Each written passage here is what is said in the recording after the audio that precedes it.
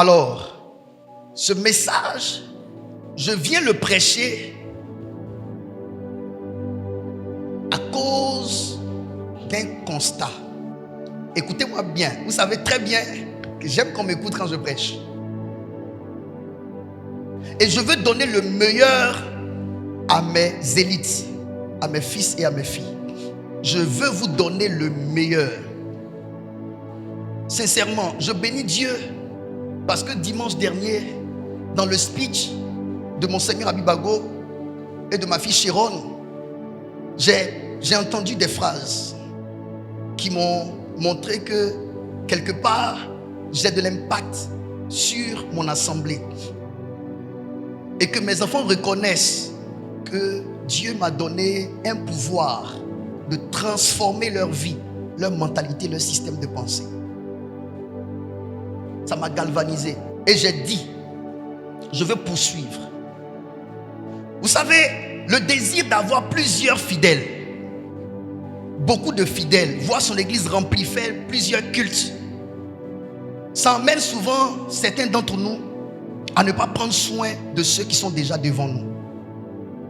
Parce qu'on veut tellement avoir du monde. Mais la question que je pose, on veut avoir du monde pourquoi? Si déjà ceux qui sont devant nous, on n'arrive pas à prendre soin d'eux, on cherche à avoir plus pourquoi? Je prends un exemple. Tu es avec ta femme, vous avez fait un enfant. Tu n'arrives même pas à t'occuper de ce premier enfant qui est né, que tu veux en faire un deuxième. Bon, au fait, c'est quoi ton objectif?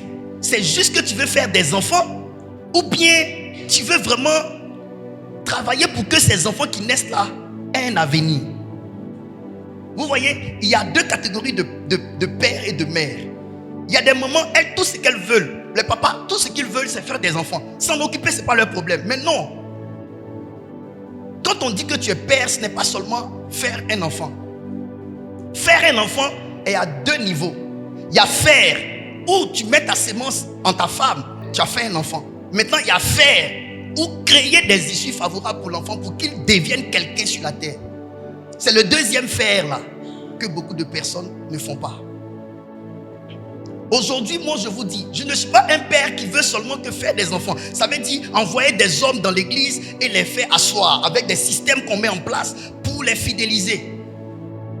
Je veux non seulement les fidéliser, mais je veux aussi voir dans le calendrier de Dieu pour ses enfants ce que Dieu veut pour eux et leur donner des enseignements allant dans le sens de leur destinée afin qu'ils puissent se réaliser sur la terre. C'est important.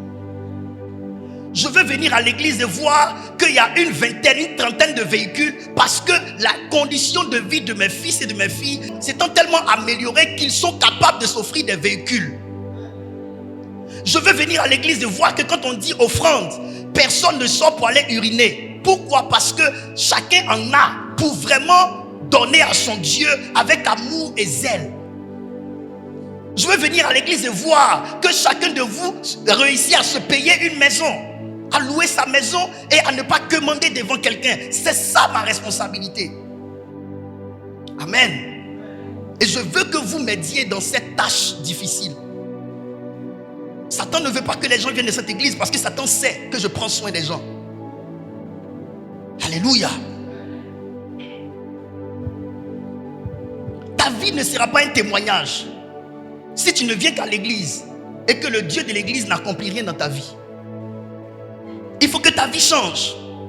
Et le changement de vie, ce n'est pas toujours sur le plan financier. Tu étais colérique dans le monde. Quand tu commences à convoiter l'église, à aller vers Jésus, 1 mois, 2 mois, la colère que tu avais, qui a fait qu'on t'a donné un nom, on te connaît dans le village ou bien dans la ville, dans la commune, comme étant, là, il est colérique, c'est là, elle est colérique. On voit qu'il a changé. C'est déjà le témoignage qui a commencé. Et c'est ce que je désire pour chacun de vous. Que nous changions, que nous évoluions, que nous avancions. Que des femmes qui n'arrivent pas à porter une grossesse puissent avoir leur enfant par le moyen de la puissance de Dieu dans leur vie.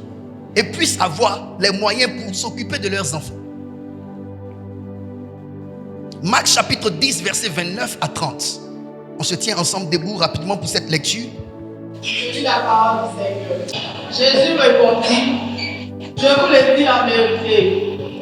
Il n'y a personne qui ayant quitté à cause de moi. Il n'y a personne qui ayant quitté à cause de moi. Et à cause de la bonne nouvelle. Et à cause de la bonne nouvelle. Sa maison. Ou ses frères. Ou ses frères. Ou ses sœurs. Ou ses sœurs. Ou sa mère. Ou sa mère. Ou son père. Ou son père. Ou ses enfants. Ou ses enfants. Ou ses terres. Ou ses terres. Ne reçoivent au centuple. Ne reçoivent au centuple. Présentement dans ce siècle-ci. Présentement dans ce siècle-ci. Des maisons. Des maisons. Des frères. Des frères. Des sœurs. Des sœurs, des mères, des enfants et des terres, avec des persécutions, et dans le siècle à venir, la vie éternelle. La vie éternelle. Merci.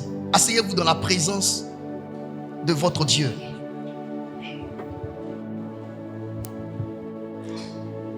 J'aimerais dire ceci. La vie éternelle n'exclut pas une vie de réussite sur la terre. La vie éternelle n'exclut pas une vie de réussite sur la terre. Donc pour vous dire que le salut prend en compte votre réussite sur la terre. Le salut prend en compte votre réussite sur la terre. Pourquoi je le dis? Parce qu'il y a certains chrétiens qui sont très extrémistes. Vous voyez un peu sur les réseaux sociaux des personnes qui disent: toi tu prêches toujours sur les finances, vous prêchez sur le mariage, vous prêchez sur ceci, vous prêchez sur cela, vous ne parlez pas du salut. Quand on parle du salut, votre bien-être sur la terre est inclus dans le salut. Vous me comprenez? Donc ce n'est pas parce que quelqu'un ne prêche pas toujours en disant de sa bouche vie éternelle, vie éternelle, vie éternelle, et que la personne fait fausse route. Moi je prêche l'éternité. Je prêche l'éternité. Mais l'éternité n'est pas contre le fait que vous réussissiez sur la terre, le fait que vous soyez épanoui sur la terre. Donc souffrez que parfois, même ayant le message du salut, je prêche aussi des messages qui vont dans le sens à vous donner des clés, des secrets pour que vous puissiez vous réaliser sur terre. Amen. Écrit ceci: le ciel n'est pas réfractaire au bien-être des enfants de Dieu sur terre. Le ciel n'est pas contre. Le ciel ne s'oppose pas. Donc le ciel n'est pas réfractaire au bien-être des enfants de Dieu sur terre. Le ciel n'est pas réfractaire au bien-être des enfants de Dieu sur terre. Donc le ciel n'est pas contre. Le ciel n'est pas opposé au fait que vous ayez une vie épanouie sur la terre. D'accord? On peut avancer. Troisième chose que j'aimerais dire: la terre ne vous a pas été donnée pour que vous la subissiez, mais pour que vous en jouissiez. Donc la terre ne vous a pas été donnée pour que vous la subissiez, mais pour que vous en jouissiez. Vous devez jouir de la terre et non la subir. Malheureusement, beaucoup d'enfants de Dieu subissent la terre. Ils ne jouissent pas de la terre. Ils subissent la terre. Est-ce que vous comprenez ces vérités-là? Ceci dit, il est vrai que nous cherchons premièrement le royaume des cieux et sa justice, mais nous ne devons pas négliger le fait que nous sommes sur la terre ici. Et que sur la terre ici, il y a des réalités. Et que nous devons tout mettre en œuvre pour vivre une vie épanouie sur terre. Donc, ne pensez pas que le ciel est contre la prospérité des enfants de Dieu. Le ciel n'est pas contre le fait que tu aies beaucoup d'argent. C'est vrai que les missionnaires blancs qui sont venus dans nos nations ont pris un test sorti de son contexte pour nous emmener à croire que pour aller au ciel, il faut être pauvre.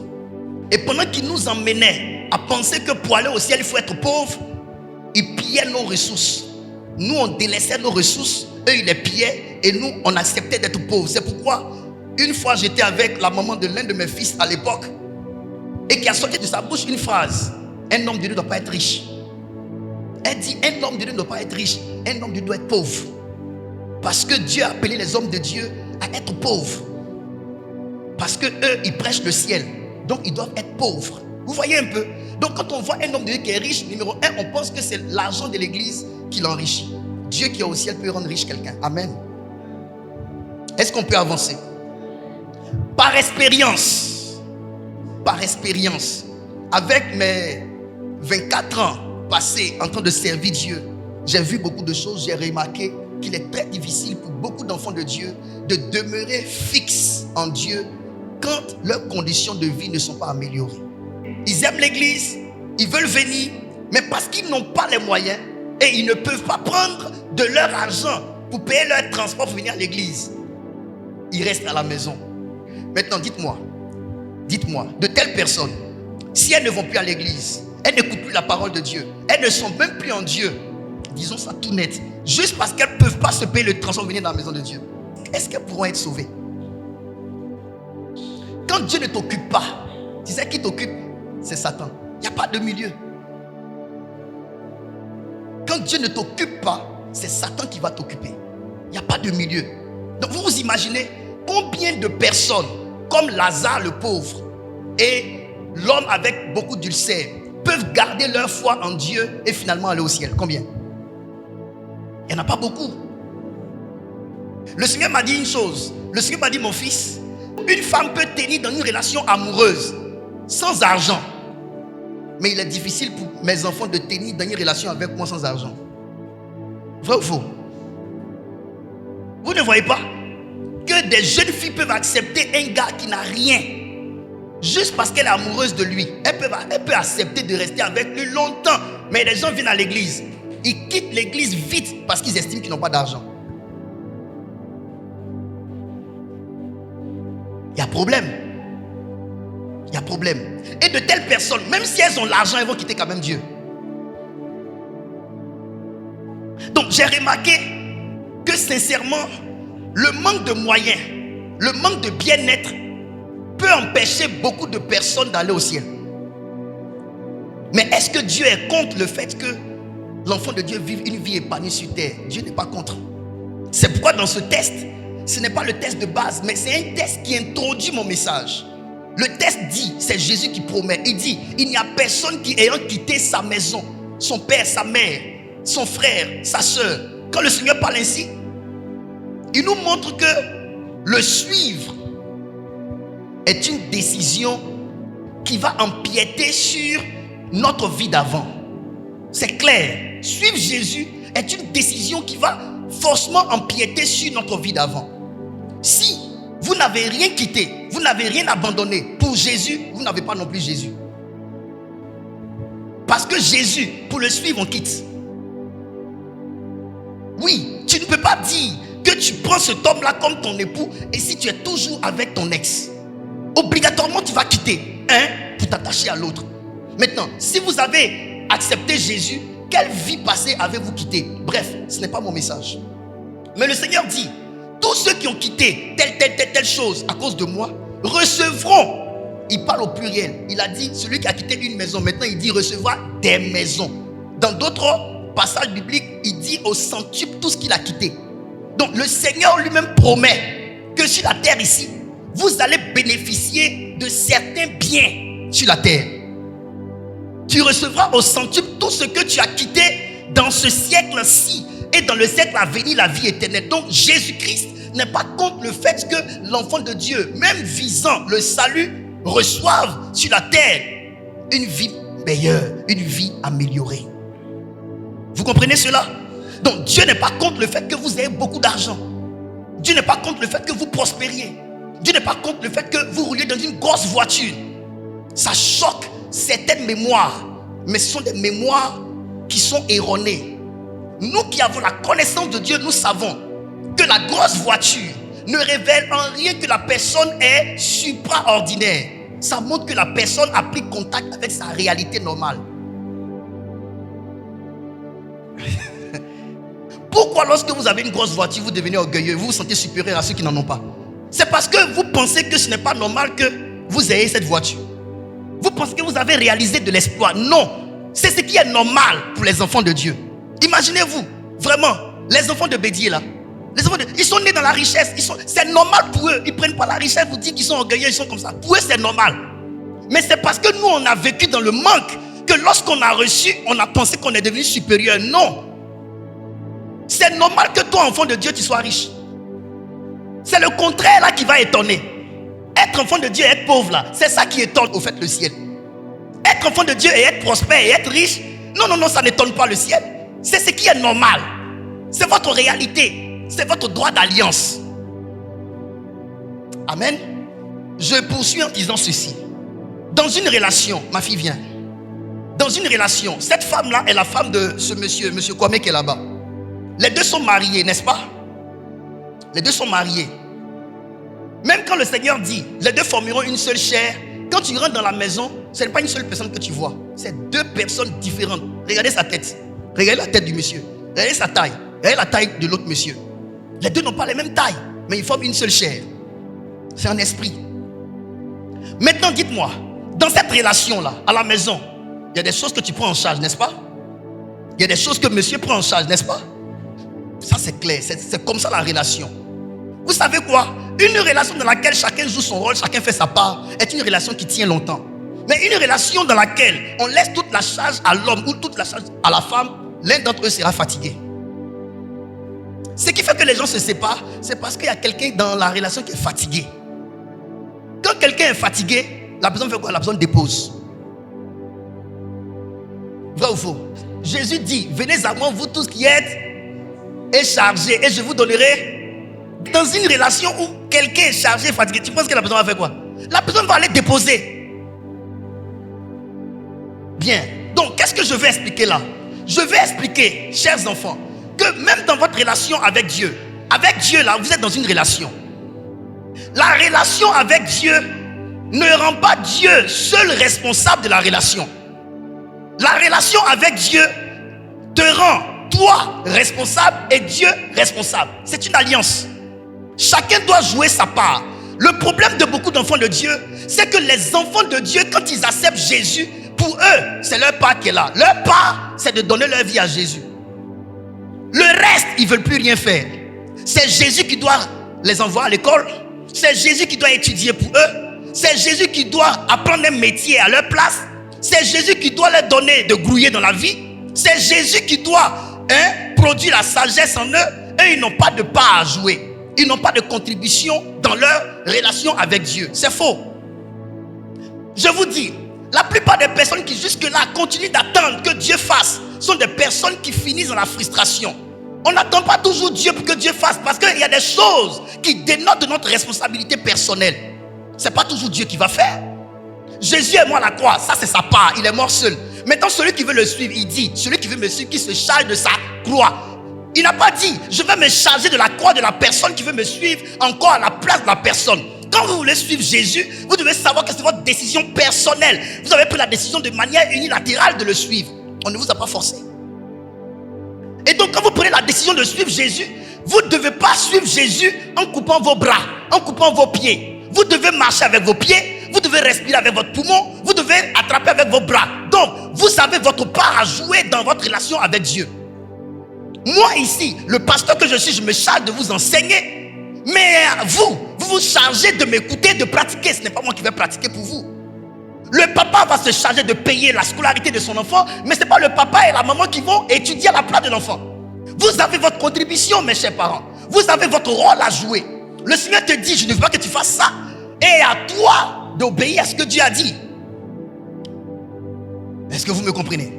Donc là, je parle de votre responsabilité. Si vous êtes en train de marcher avec Dieu, vous devez savoir que vous avez votre part à jouer. Pourquoi? Beaucoup d'enfants de Dieu ne voient pas leur vie s'améliorer. Parce que beaucoup d'enfants de Dieu ne veulent pas jouer leur rôle. Ils ne veulent pas prendre leur part de responsabilité dans la relation avec Dieu. Prenez votre part de responsabilité dans votre relation avec Dieu. Une relation se vit à deux. Et donner sa vie à Jésus ne doit pas vous priver de prendre votre responsabilité dans la vie.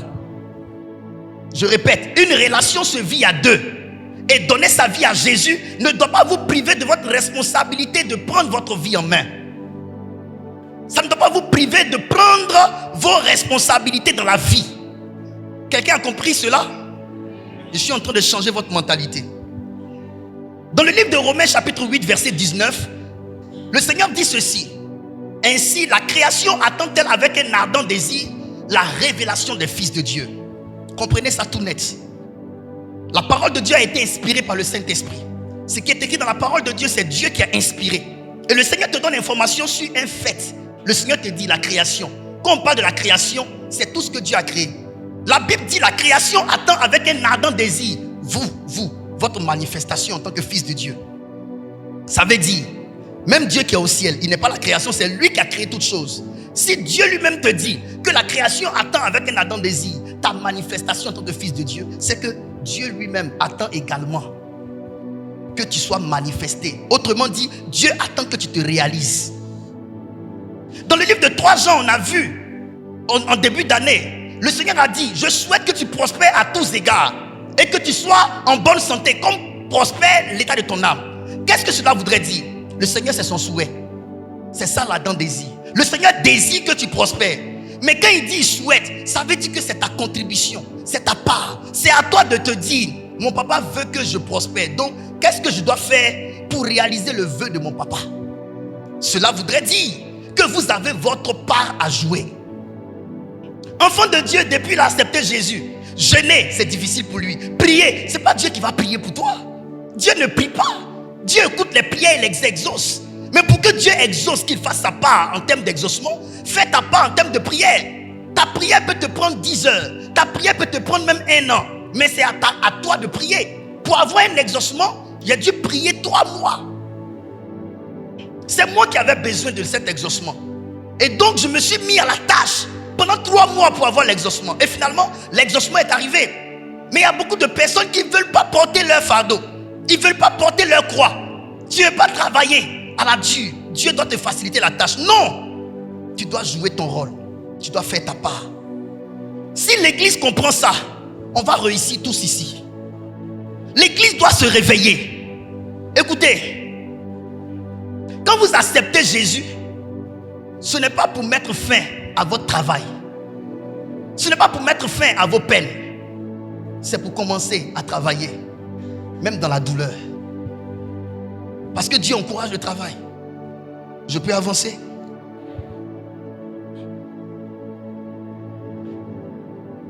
Autour de vous, vos parents attendent que vous réussissiez. Vrai ou faux? Parents, vos enfants aussi attendent que vous réussissiez. Il y a des enfants qui ont vu la maison dans laquelle dorment leurs camarades d'école. Ils viennent et puis ils disent à maman, maman, c'est quand on va avoir aussi une grande maison comme la maison de papa de Dodo. C'est quand aussi on va avoir une grosse voiture comme la voiture de maman de Ginette. Maman, c'est quand tu vas m'offrir aussi une voiture comme la voiture de telle. Vous pensez que quoi? Les enfants attendent votre réussite.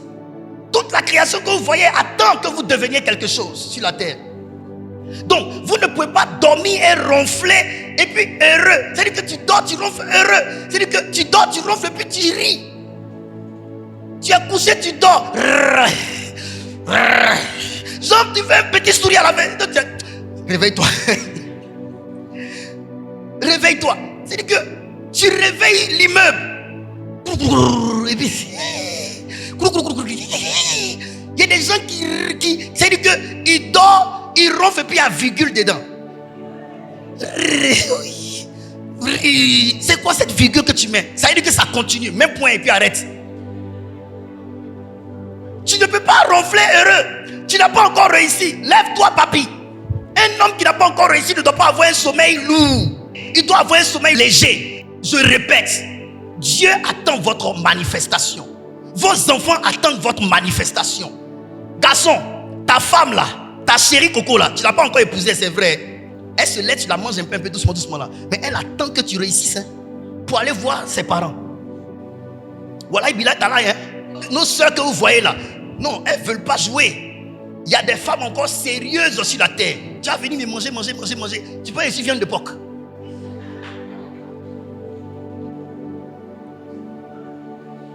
Mes filles, vous n'attendez pas qu'ils réussissent? Acclamez pour qu'ils sachent. Amen. Vous avez fini d'acclamer, non? Nous aussi, on attend que vous réussissiez. Les garçons.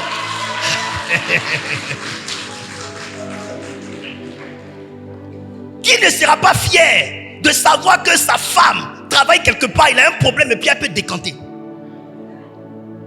Aujourd'hui, tu as un problème, tu peux appeler ma fille va rien dans le domaine de la police. Allô, autorité, il y a un problème, elle tes gars, il m'a sifflé. Elle règle ça vite. Vrai ou faux?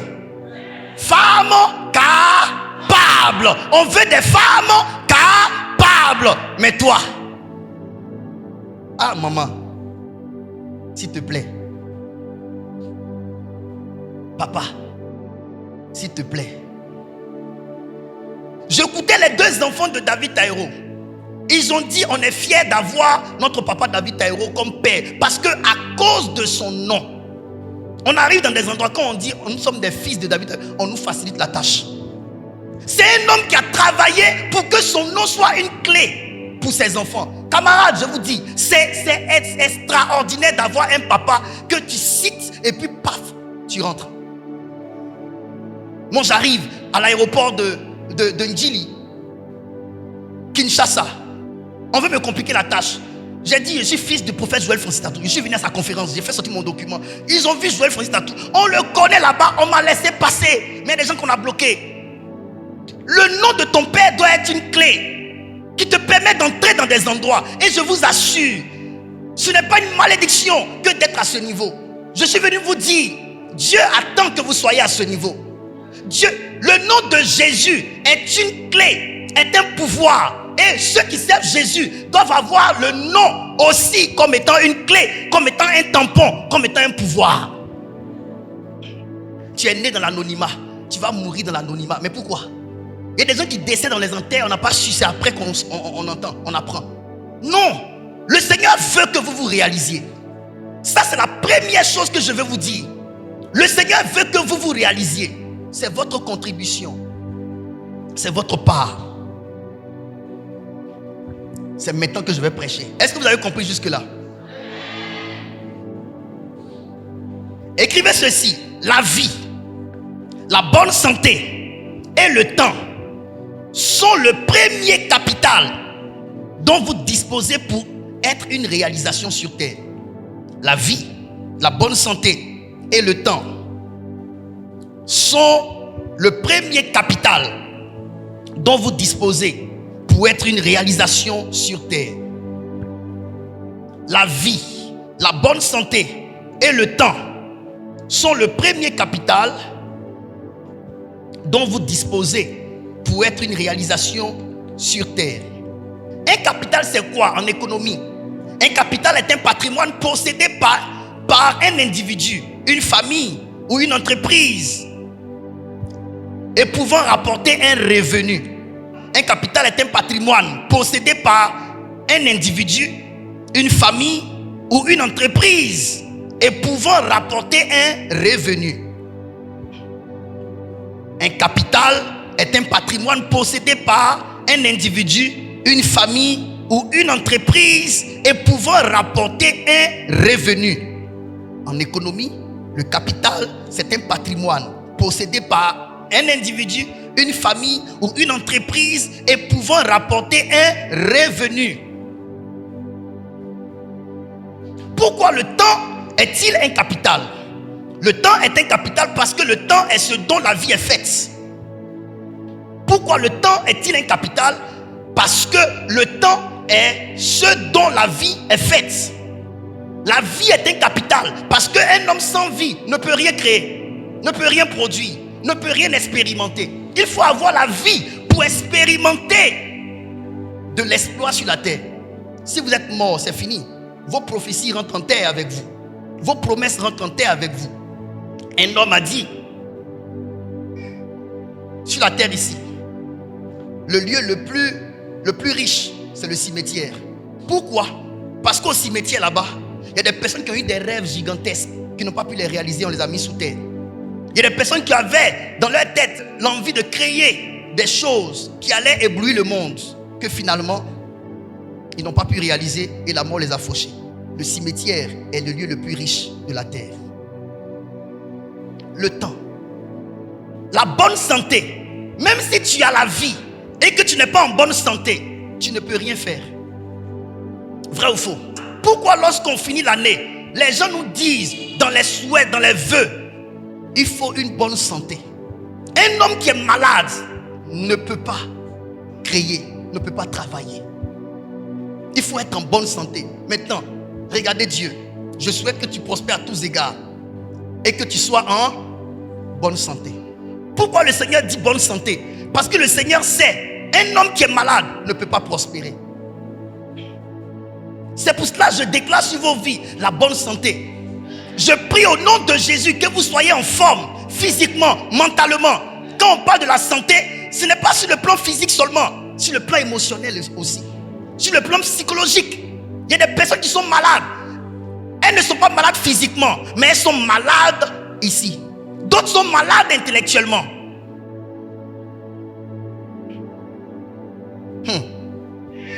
Que Dieu vous accorde la guérison nécessaire. Donc, j'ai parlé de 3 choses qui sont un capital pour vous réaliser sur la terre. Ne négligez pas la vie.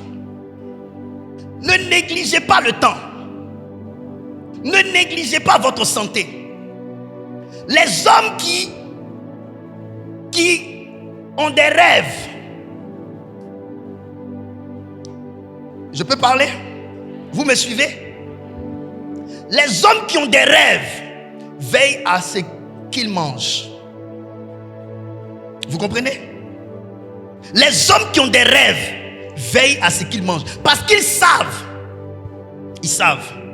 que tu peux avoir des rêves, mais pour les accomplir, il faut que tu vives le plus longtemps possible. Parce que tu ne pourras pas tout réaliser en un temps record. Il te faut du temps. C'est pourquoi le temps est un capital. Celui qui n'a pas le temps à sa disposition ne peut rien réaliser. Parce qu'on réalise tout dans le temps et avec le temps. On réalise tout avec la santé, la bonne santé. On réalise aussi tout avec la vie. Tu n'as pas la vie, tu ne peux rien créer. Un homme qui est mort, qui est dans le cercueil, il peut faire quoi? Il peut créer quoi? C'est fini. Il n'a plus accès à ce monde dans lequel nous sommes. Il ne peut plus participer aux activités des humains sur cette terre. Amen. Est-ce que je parle bien? Pardonnez, écoutez-moi très bien. Je ne veux pas gaspiller ma salive pour rien. Je suis en train de vous parler. Au fait, je vais vous donner des enseignements pratiques qui peuvent vous faire avancer dans la vie. Je n'ai pas venu vous parler les étoiles. On va t'enseigner, c'est vrai, c'est instructif, mais tu ne peux pas appliquer pour devenir quelque chose sur terre. On a trop de problèmes ici pour aller parler de la lune. Est-ce que ce que j'enseigne là, c'est bon?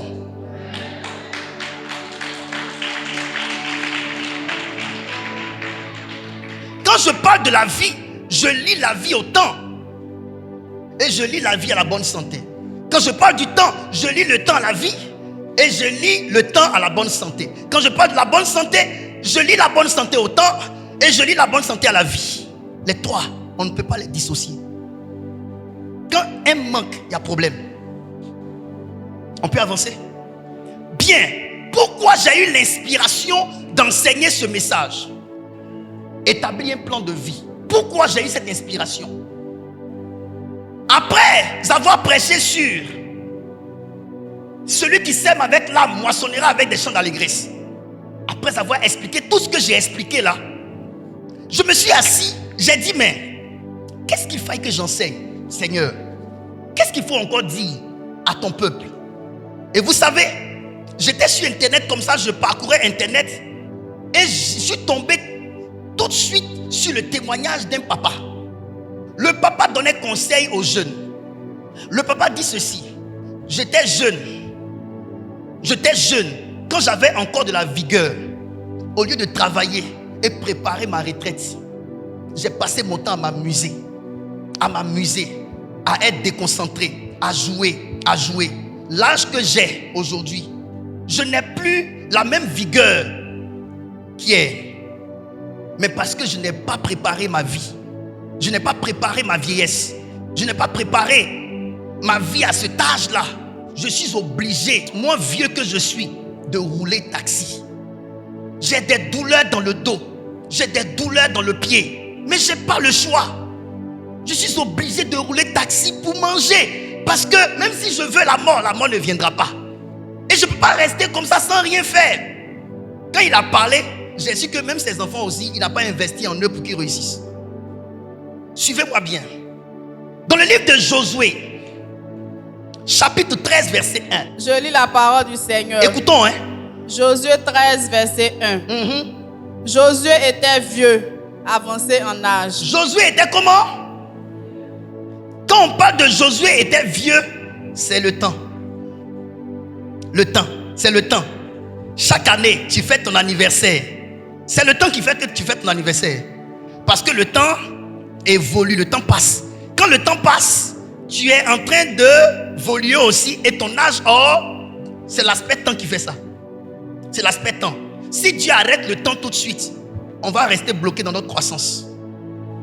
C'est parce que le temps passe qu'on évolue et qu'on atteint un âge supérieur. Ok? Le temps qui passe là ne nous diminue pas l'âge. Ça augmente notre âge. Et donc vous devez savoir que plus le temps va passer, plus vous allez aller vers votre vieillesse. Et ici, Dieu lui-même est venu. Et puis Dieu dit à Josué, Josué était devenu vieux, vas-y. L'Éternel lui dit alors. L'Éternel est venu parler à Josué dans sa vieillesse. Écoutez-moi bien, dans votre vieillesse, Dieu peut toujours vous parler. Mais il y a des choses que vous ne pourriez plus faire dans votre vieillesse. Je répète, dans votre vieillesse, Dieu peut continuer à vous parler. Mais il y a des choses que vous ne pourriez plus faire quand vous seriez vieux. Vas-y. L'Éternel lui dit alors. L'Éternel lui dit alors. Tu es devenu vieux. Tu es devenu vieux. Tu es avancé en âge. Tu es avancé en âge. Et le pays qui te reste à soumettre est très grand. Le pays qui te reste à soumettre est très grand. Ça veut dire, il est devenu vieux, mais il avait encore du travail à faire. Mais quand Dieu lui dit, tu es devenu vieux, tu es avancé en âge. Pourquoi Dieu emploie les deux phrases? Tu es devenu vieux, tu es avancé en âge. C'est différent. Oui. Tu peux être vieux dans ta façon de parler, de réfléchir. Mais quand il parle d'avancer en âge, ça veut dire que Dieu lit la vieillesse pas dans la façon de réfléchir et de faire les choses, mais il lit ça à l'âge. Moi comme ça, il y a l'une de mes filles qui m'écrit et qui me dit, je n'ai jamais connu un homme de Dieu si jeune mais vieux. Et puis elle dit, papa excuse-moi. Elle pense qu'elle m'est fâchée. Elle m'est fâchée pourquoi? Ce que tu as dit là, j'ai compris. Tu es en train de dire que je suis jeune, mais je ne fonctionne pas comme un jeune au fait. Je parle comme un vieillard, j'agis, je réfléchis comme un vieillard, je vis ma vie comme un vieillard. Les jeunes, on sait ce qu'ils font. Paya gospel, décalé gospel. Il est homme de Dieu, mais il est tellement jeune qu'il est dans ces choses. Mais votre père spirituel, pas pour me vanter, même si je veux essayer cette vie, ça ne va pas aller avec moi. Parce que je suis habitué à vivre cette vie de père responsable. Dieu lui dit, tu es avancé en âge. Le message que Dieu est en train de donner à Josué, il est en train de dire à Josué, il y a des choses là que tu ne peux plus faire à cause de ton âge. Tu aurais pu les faire si tu étais jeune. Il est aussi en train de dire, si tu avais compris l'avantage d'être jeune, tu n'allais pas t'amuser avec le temps. Être jeune est un capital. Avoir de la vigueur est un capital pour devenir une réalisation. Regardez, cet homme-là va mourir et devant Dieu, il a eu des exploits. Mais devant Dieu, il a échoué parce qu'il n'a pas tout accompli. Quand Jésus est mort, il a dit une phrase qui doit vous emmener à cogiter. Ne mourrez pas, mourrez accompli. Mourir accompli veut dire ce que Dieu a décidé que tu fasses sur la terre avant de retourner à lui, tu as tout fait. Est-ce que vous savez qu'il y a des gens qui devaient être plus riches que ce qu'ils sont? Ils sont morts, ils n'ont pas atteint le niveau de richesse qu'ils devaient atteindre. Ils n'ont pas atteint le niveau de satisfaction qu'ils devaient atteindre. Ils n'ont pas atteint le niveau d'âme, de fidèle, d'âme à gagner à Jésus qu'ils devaient atteindre. Pourquoi? Parce qu'ils se sont amusés avec la vie. Aujourd'hui, on te parle de Dieu. Assois-toi sur tes fesses. Écoute Dieu. Prends la sagesse que Dieu te donne. Prends l'esprit que Dieu te donne. Prends la connaissance que Dieu te donne. Pour avancer dans la vie, tu ne veux pas écouter, tu veux jouer. Mais pendant que tu joues là, est-ce que tu sais que le temps est en train de passer? Est-ce que tu sais que le temps est en train de passer? Tu es en train de t'amuser avec ton appel. Tu es en train de t'amuser avec ton sérieux. Tu dis que tu as tout le temps. Je vous dis, ceux qui disent qu'ils ont tout le temps, perdent le temps. Est-ce que tu sais pourquoi tu es allé en retard à ce rendez-vous? Parce que tu pensais avoir tout le temps. Tu pensais tellement avoir tout le temps que tu as perdu le temps et que finalement tu es allé en retard. Mes fils là, souvent je dis, ceux qui ont des véhicules là, mais qui arrivent en retard avant nous qui n'avons pas de véhicule, ils pensent qu'ils vont arriver vite à cause de leur voiture. Mais même le véhicule, même si ça file trop, si tu décolles en retard, tu vas arriver tard. Mais si tu décolles aussi tard, tu vas arriver en retard. Les deux. Hein? Est-ce que je parle bien? Il y a des femmes qui aujourd'hui n'arrivent plus à faire certaines choses parce que dans leur jeunesse, lorsque l'âge leur avait été donné, la jeunesse leur avait été donnée, elles ont gaspillé ça dans d'autres choses. Elles ont abîmé leur corps, elles ont abîmé leur vie. Aujourd'hui tu payes. Et tu veux que Dieu porte la charge des dégâts que toi-même tu as causés à ta vie. Non. On te parlait, tu n'as pas écouté. Autre chose que je vais dire, vous les papas, vous allez céder votre vigueur à vos enfants de demain. C'est pour cela, pendant que vous êtes jeunes, prenez votre jeunesse là, vous avez des enfants, investissez dans vos enfants. Demain vous serez vieux, c'est vos enfants qui vont prendre vos places et qui vont faire ce que vous auriez pu faire avec votre jeunesse. C'est les enfants qui vont faire ça. La Bible dit, celui qui soigne son figuier mangera de son fruit. Pour vous dire, aucun figuier ne produit de fruits seul, sans soin. C'est parce qu'on prend soin du figuier que le figuier porte du fruit. Donc personne ne réussit sans que quelqu'un n'ait pris soin de lui. Si tu vois quelqu'un réussir, moi Franck Omaï, quand je dis on ne m'a pas aidé, on dit on ne m'a pas aidé parce qu'on parle ainsi comme pour parler de ceux de qui on attendait une aide. Mais sinon, Dieu envoie toujours des gens pour t'aider. Cette église qu'on a bâtie, ce n'est pas moi seul. Ils sont là. Vous ne m'avez pas aidé, vous m'avez aidé. Ça veut dire que au lieu que ce soit ton papa qui t'aide, ça ne sera pas lui. C'est finalement des contacts que toi-même tu vas avoir. Des gens qui n'ont même pas la même famille que toi, qui vont finalement te porter une aide. C'est ça la main de Dieu. Maintenant, les parents arrivent à un certain âge. Ils deviennent vieux. Il y a des choses qu'ils ne peuvent plus faire. Ils attendent maintenant que les enfants prennent leur vie en charge. Mais tes enfants là, tu as fait quoi pour eux, pour qu'eux ils te prennent en charge aujourd'hui?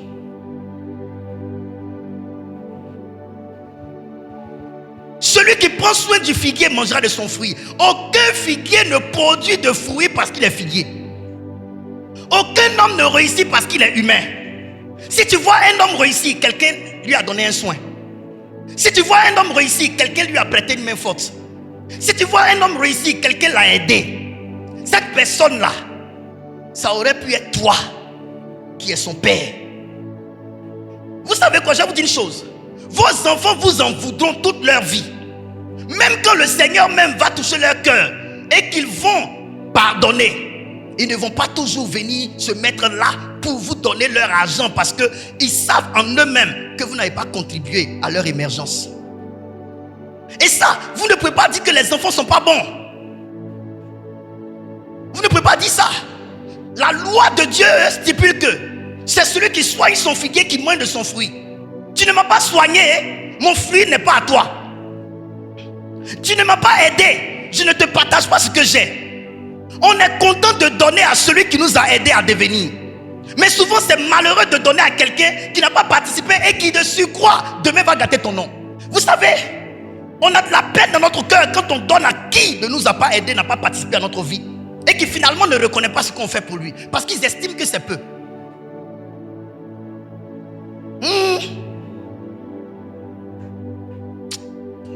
Ah ma fille, je vais prêcher.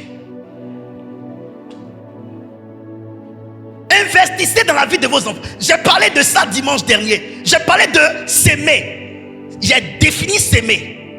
Vos enfants que vous êtes en train d'aider, de scolariser, les enfants savent ce que vous faites pour eux. Demain quand les enfants vont réussir, quand vous serez à un certain âge où vous ne pourrez plus travailler, c'est ces enfants-là qui vont dire, maman tiens, papa tiens, maman tiens, papa tiens. Ça fait votre honneur.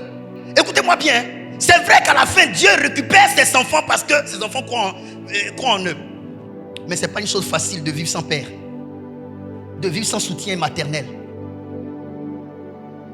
C'est pourquoi je parle à mes fils qui sont ici, à mes papas et à mes mamans. Qu'est-ce que vous avez fait? Quel rôle avez-vous joué dans la vie de vos enfants pour aujourd'hui réclamer l'argent de vos enfants? Tu as atteint cet âge-là. Quand tu étais jeune, Dieu t'avait permis d'avoir un peu d'argent. Tu prenais pour boire bière, tu prenais pour boire whisky. Aujourd'hui, tu as des problèmes d'estomac. Tu veux que quelqu'un vienne déposer son argent pour te soigner. Je t'ai envoyé boire whisky. Je parle, hein? Je parle, hein? Je parle, hein? Ce n'est pas parce que vous êtes venu à l'église aujourd'hui que vous allez faire comme si vous avez bien fait hier. Reconnaissez, repentance, là, c'est dans la Bible. Reconnaissez les dégâts que vous avez causés à votre vie hier. On ne s'amuse pas avec la vie des enfants. Je parle à quelqu'un. À un certain âge, tu ne pourras plus travailler. Mais si tu as positionné tes enfants, c'est eux qui vont te porter après. Mais tu as fait quoi pour tes enfants? Tu as fait quoi pour tes enfants? Nos parents qui hier, quand ils avaient l'argent, ils ont acheté des forêts dans ce pays. La ville a atteint ces forêts-là. Ici, là, avant, c'était forêt. Regardez, le quartier s'est développé. Ceux qui ont acheté les terrains, aujourd'hui, là, ils ont donné un héritage à leurs enfants. Ils ne sont pas encore morts. L'héritage ne se donne pas forcément après la mort de quelqu'un. Du vivant de ton papa, il peut te donner un héritage. Du vivant de ta maman, il peut te donner quelque chose pour devenir quelqu'un. Mais qu'est-ce que vous avez fait de votre vie? Vous avez passé votre vie, votre temps à manger choukouya avec des go, oubliant votre femme avec qui vous avez eu les enfants qui demain doivent vous porter.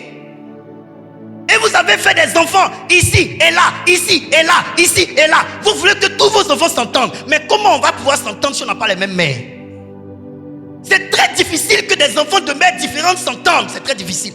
Qu'on le veuille ou pas, les histoires de demi-frères où on s'entend là, c'est très rare. C'est très rare. Il faut que les mères, les différentes mères aient le même esprit pour que les enfants s'entendent. C'est pas facile. Acclamez le Seigneur.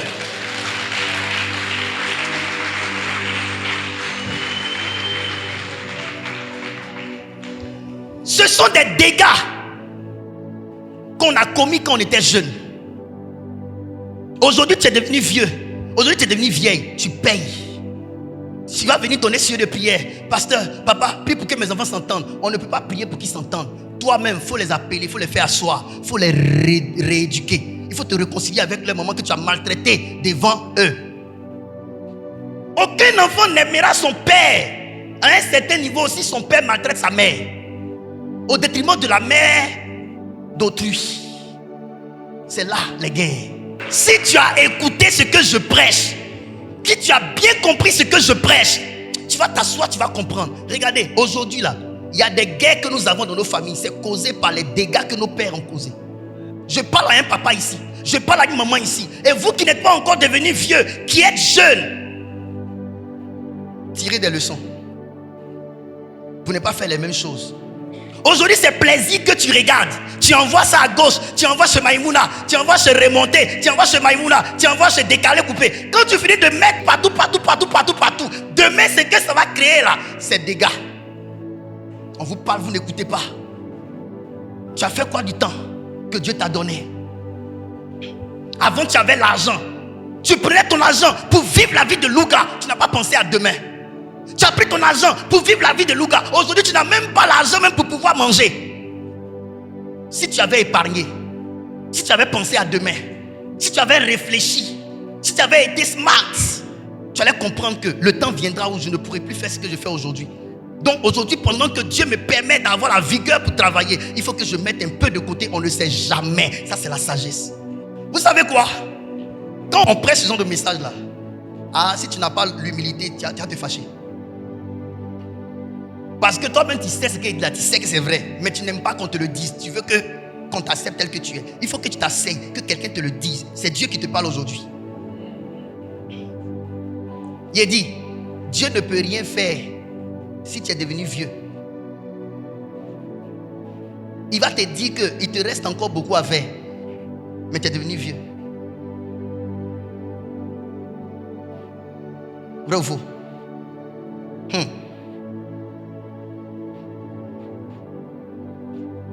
Dieu ne peut pas se lever contre le temps. Elle dit ça. Ah bon. Même si tu mets Yomo dans tes cheveux, tu es vieux.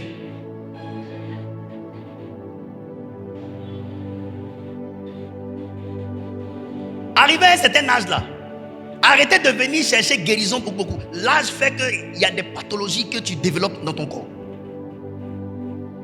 Tes nerfs vont plus trop fonctionner. C'est l'âge. C'est l'âge. Souvent tu réfléchis pas bien. Tu perds les mots. Tu veux dire Franck, tu dis oh wow. C'est que tu sais même pas. Tu perds les mots. C'est l'âge. Il y a des choses là, c'est la maladie. Mais il y a des choses là, c'est l'âge qui fait.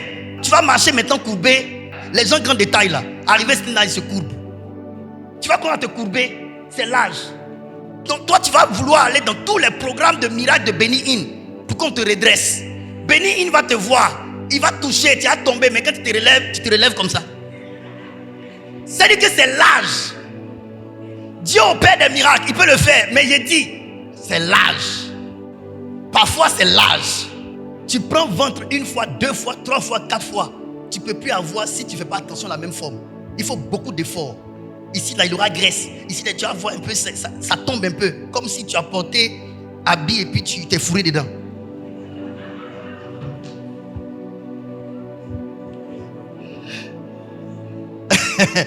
Les garçons aussi, vous voyez là, elle est encore jeune, tu es dessus comme ça. Demain maintenant elle devient vieille, maintenant tu cherches fraîchenie.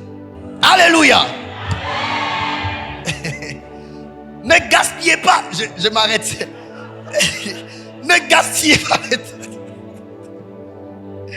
Ne gaspillez pas le temps dans l'amusement. Je vous dis, il y a des gens qui regrettent aujourd'hui. Quand ils parlent là, avant,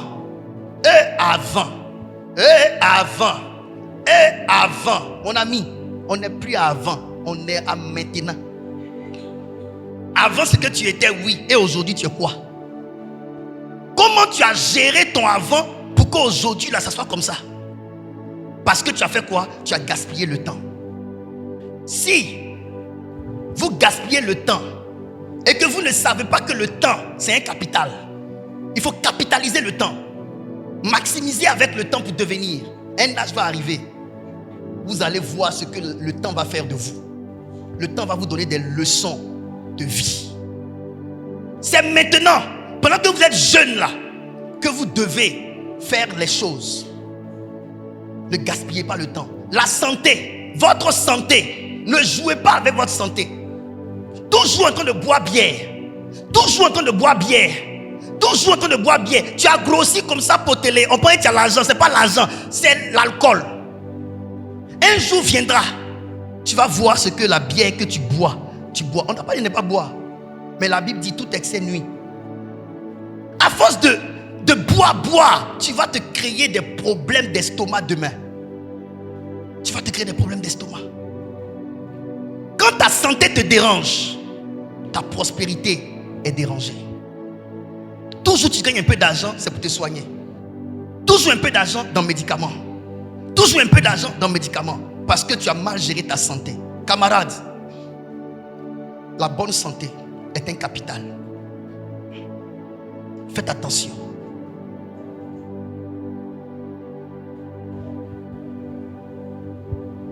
Dimanche prochain, je vais t'enseigner le plan de vie. Là, c'est l'introduction. Mais l'introduction, déjà, tu as déjà compris beaucoup de choses. Que le Seigneur vous donne la grâce de comprendre que le temps, c'est un trésor que Dieu vous a donné pour capitaliser. Utilisez le temps là. Utilisez ça bien. Jeune femme, jeune fille, aujourd'hui tu es jeune. Si tu prends ta jeunesse là pour sortir avec tous les gars, tous les hommes que tu ne sais pas te garder, regarde, la beauté se fane. Demain, tu n'auras plus le même ventre que tu as. Quand tu portes un habit, tu fais pour qu'on voit ton nombril. Demain, tu n'auras plus ça. Demain, tu n'auras plus ça. Un temps va arriver ici, vergeture qui va sortir sur tes cuisses. Toi-même là, tu sais que ça là, quelqu'un ne peut plus avoir envie de ça. Dieu vous a donné quelque chose. Préservez ça et utilisez ça pour travailler, pour devenir sur la terre. Vous gaspillez votre vie. Demain, vous allez payer cher. Je finis en disant ceci. Ce n'est pas quelqu'un qui est venu dire à Josué qu'il est devenu vieux. Quand Josué s'amusait, Dieu le regardait comme ça. Josué.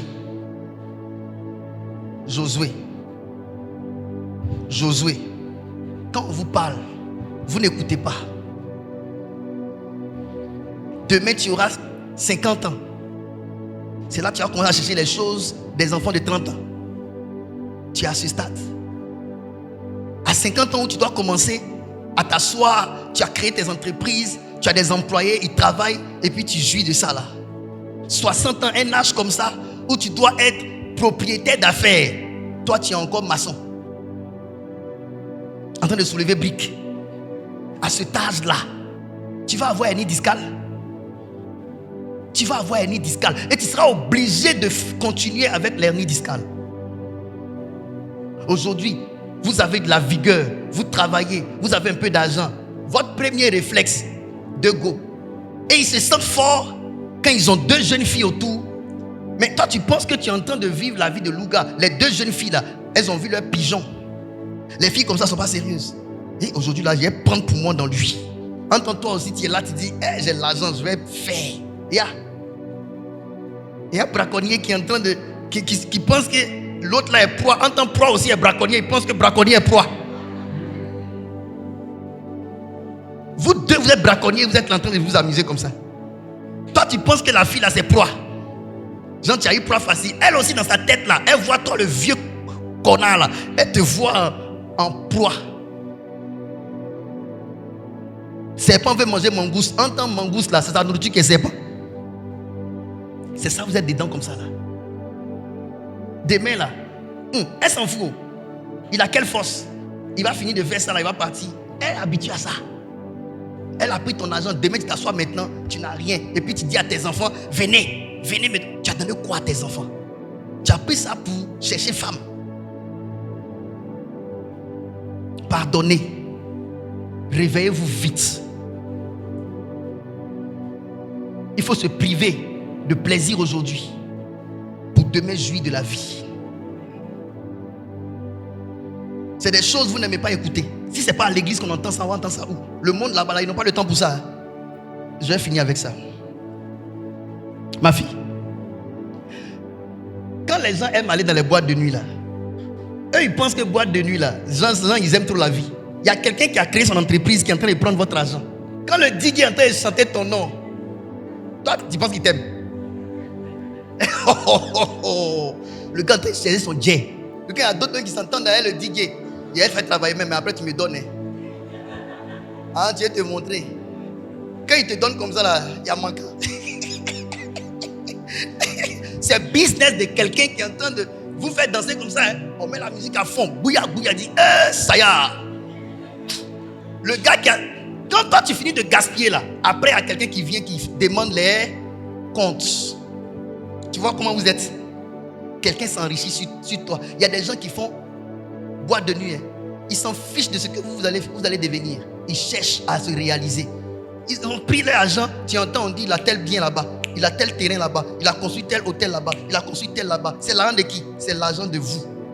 Qui ne savez pas créer. Qui savez aller bénéficier de ce que les autres ont créé. Continuez d'aller faire. Tu regardes au milieu là-bas. Ils sont en train d'acclamer sur quelqu'un. Tu regardes, voilà, Gibson. Il finit de faire ça là. Le matin, le gars il est die. Il vient à la maison. Annie, il n'y a pas de nourriture. Tu n'as pas laissé l'argent de popoter. Retourne là où tu es quitté. Que Dieu te bénisse.